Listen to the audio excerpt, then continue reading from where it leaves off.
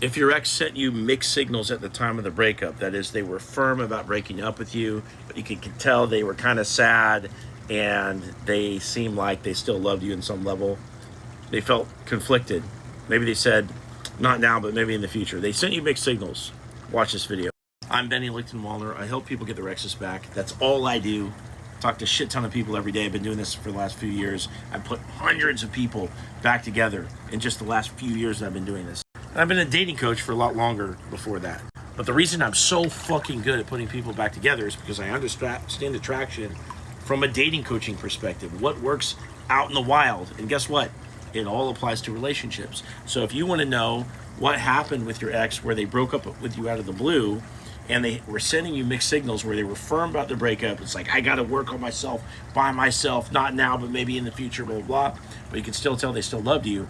There's a lot of problems that are going into this breakup. Number one, they don't tell you what they need and what bothers them. So little stuff stacks up and they start to resent you and they avoid conflict. That's why the little stuff stacks up.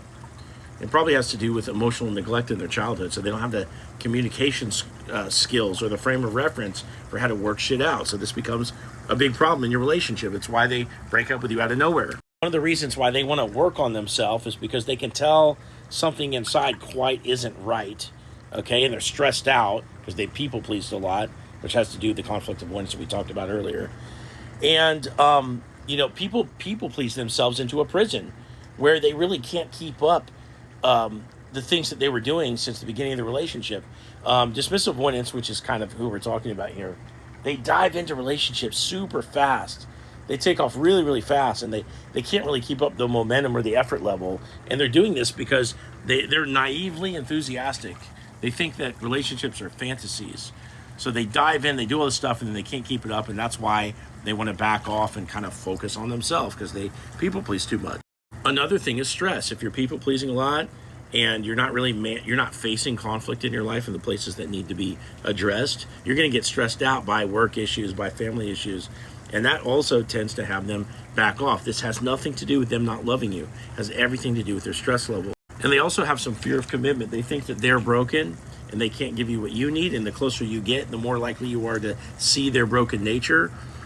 And they have some fear of commitment. There's a lot of reasons why they break up with you, but almost none of it has to do with you unless you were fighting with them a lot. Sometimes that can be the case. But they still love you. They're overwhelmed, so they're going to run off, bury their head in the sand for a while, and you can get them back. You just need to go in and try later after they've cooled down. If you want some help with this process, click here, set up a call with me, and I'll talk to you soon.